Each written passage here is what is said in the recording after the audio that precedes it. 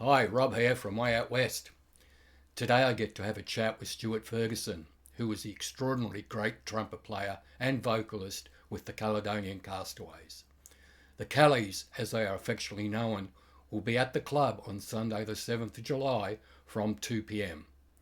The Callies really are a genre-defying band and feature a who's who of Melbourne's finest musicians, all who have strong ties to their native Scotland.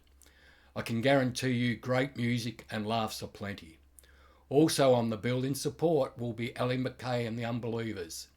Check out Ellie McKay's website below. It is fantastic.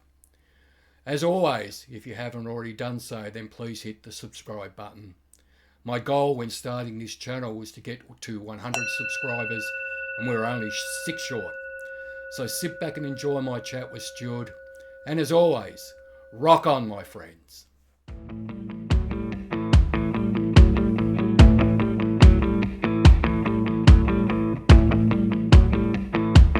Thanks, Stuart, for joining me all the way from Perth and very early in the morning.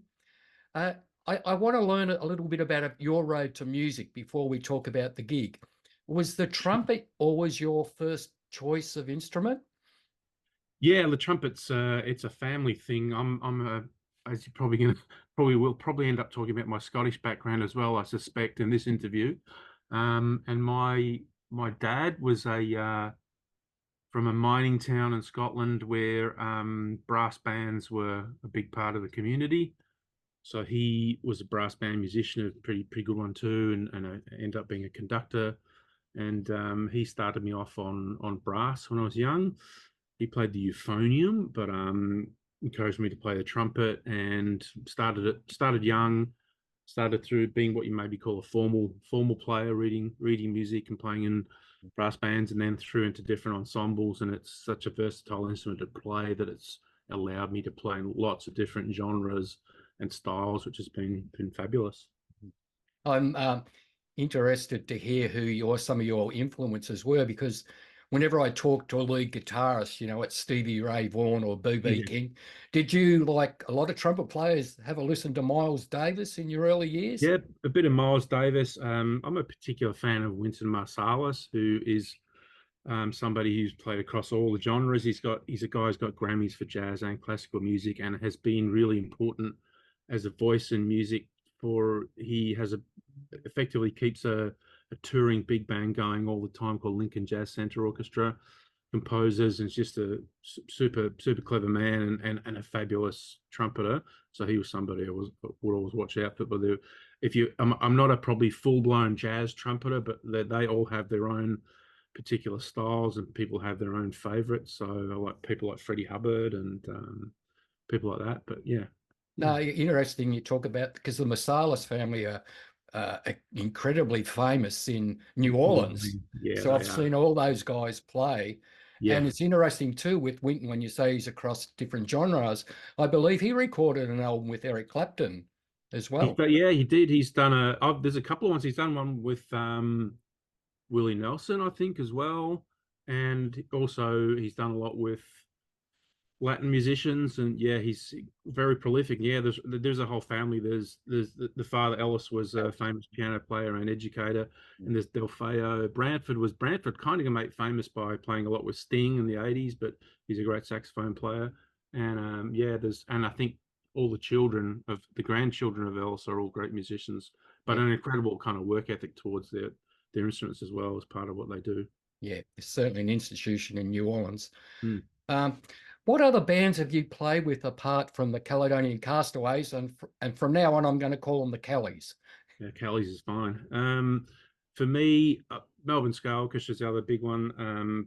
But a few different ska bands. A band called Yeah Yeah, which was back in the probably '90s, which was kind of trying to mix rockabilly and swing and ska, which is great. Um, been lucky enough to sort of guest with different bands as a trumpeter. You sort of get involved in kind of sessions or helping bands out. I had a little band myself called Red Sand Shuffle for a while, um, as well as all this in big bands and stuff over here in Perth. I'm playing with the Oz Big Band, which comes and visits Melbourne every couple of years.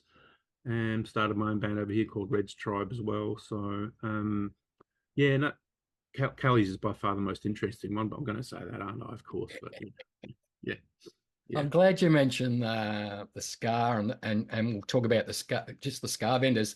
I just wanted to know, have you been talking to wee Stevie Montgomery, and is he The coming back? Stevie is coming back. Stevie right now is in a living a. He's the envy of all the other Callies because he's out watching Scotland playing the Euros right now. So in the watching soccer in Germany. So I you wouldn't could be talking too much about soccer's for well Scotland's first game. no, no, there is. It's not about the results for Scotland. It's about the hang and the journey. It's about gathering with hundreds of thousands of others and being happy regardless of score. So, but no, it wasn't a great start. For people that don't know, Stevie Montgomery is a great friend of ours, and he's been living and working out of the Middle East. He has indeed, yeah, and he will be back soon. And I would say this will be the last gig that the band does without him. The next one will be with him. So, talking about the Callies now, they're such an incredible band with some of Melbourne's finest musicians. Tell us about Mm. how it all came about. Yeah, well, you got the guy with the bad memory trying to piece it together. But look, I know that there'd been an attempt to sort of do this kind of idea before between that involved Alex Burns and Steve Boyd, I think, and it sort of petered out a little bit. Then Stevie and I were, I think it was at a Stranger Cole gig, and I think Alex was there and he was talking to Steve, and then Steve goes, "Sure, come over, have a listen to this idea that Alex," and I'm like, "Oh, this is Alex Burns. I haven't met Alex before." I'm like, know of him and heard him. And it was a sort of a reconvening of an attempt to do that concept, Scots Australia experience with original music. Um, yeah, so that Alex and Steve and two Steves and myself, and then I think my recollection is it took a long while to convince Tommy McEwen to get on board because he is and is still doing his own thing. Um, and then we picked up Craig Kelly, who's a fabulous bass player, plays almost everywhere, a lot in the country scene, I think, and Ken Howden as well. So it was a matter of, I think, getting it going again and then looking at existing songs and looking at new songs. And it's, I think, what you would call a genre agnostic band because it's like we don't care what style will come up with. It'll come somewhere in the blues and roots wheelhouse, but it's really anything, which I always like being involved in. I mean, most bands that you see will play in one particular space, but we don't do that. And I always find that makes for a very entertaining evening or afternoon when I'm watching a band. So hopefully it delivers the same when people watch us. For sure. And we're really excited that you are coming down because you're releasing the latest single, Barrowlands. Yes. Can you tell our audience what exactly Barrowlands means? Right. So Barrowlands is an iconic Glasgow music venue and it has history behind it. It was originally a kind of dance hall, which evolved into a music venue and is a music venue to this date with a quite iconic neon sign, which we reference in the artwork of the single. And this song is Tom's song, and it's a beautiful, almost jazzy kind of song, which is about how his mum and dad met at these post-war dance hall. His dad in his D-mob suit, and yeah, so it's a great song. We were choosing to sort of go one by one in terms of releasing singles from our album, as is the way that we try and best get traction these days for bands and bands not performing all the time. So yeah, that's what Barrowlands is. Oh, cool. And Mm. and Glasgow's close to my heart because I don't know if you know, but my first wife was from Glasgow, Right. Okay. from Yeah. Glebe Okay. Street, which I think was the tenements. Okay. Yeah. And and they were Catholic, of course, Yeah. and Celtic supporters. So I deliberately told them I was a Rangers supporter. Yeah. That didn't Yeah. go down too well. Well, I did the reverse in my family. I'm a Celtic supporter from a staunch Protestant Rangers family. So yeah, you almost have to leave town. Yeah, yeah. It's Yeah, very interesting, isn't it? it is. We think we've got our rivalries in football with, Collingwood and Yeah, Carlton, but it's life and death over there. it is, and probably unfortunately when you look at it from a distance, it's not exactly what a healthy kind of thing either. bigotry, essentially. Yeah, yes, exactly right.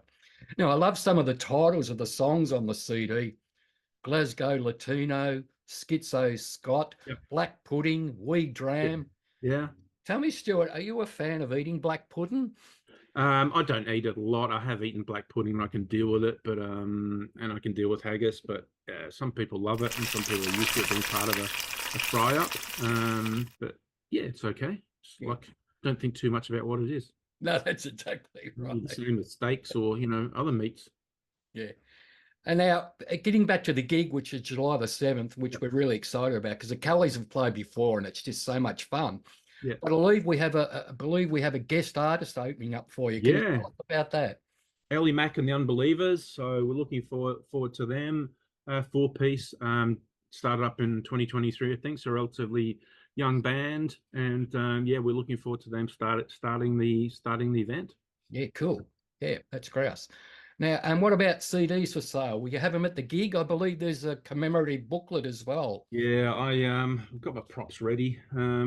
This is a 16-page booklet, which you can, if you want to get it in person, the only place you can get that in person in 2024 is at the Newport Bowls Club. And we do have CDs available.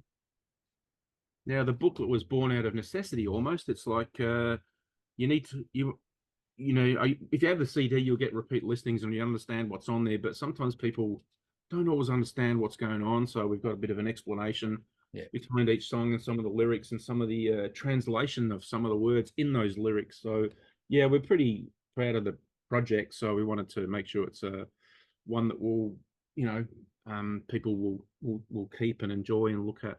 So yeah. One thing I do know about the Scottish people is that they love a sing along, so it's always good to have the words. Absolutely, absolutely. We'll be attempting for some sing-alongs on the day, I'd say. Oh, you better believe it, my friend. Yeah. And so what other gigs has the Kelly's got? Are we just the only show? Look, there's another show which is a sort of, it's for a particular community basically, which we're doing in up in the hills on the same weekend, and we're also up at Creswick as a kind of warm-up gig on the same weekend. As you know, I'm not in town all the time, and Stevie's away, so getting gigs is hard enough. So this is going to be a really good opportunity. We're really hoping to bring a couple of new songs to the set. Hopefully we've got a couple of half-baked tracks and we can get them rehearsed up. We'll be doing them on the Sunday. Fantastic, mate. So that's about all I've got today. We're really looking forward to it. We know we're going to have a fun time. Safe travels for you, and I hope you feel a bit better. You look like you've got the bug. Yeah, a little bit of a bug. It's going around. It's okay. It's not going around Perth. It's not going around Melbourne. So all right, yeah, that's all right. Well, you locked us out during COVID. We weren't allowed over there. I got locked out, so that's another story. Is it? Well, you can tell us about it. But thanks, Stuart, and for getting up early. I really appreciate it, and we'll see you on July the 7th at 2 p.m. at Way Out West. Yeah, thanks for the continued support of blues and roots music, particularly blues music from Way Out West. Lovely that people know they got a certain thing to go to every couple of weeks. It's going to be good quality. Thanks, mate. All the best.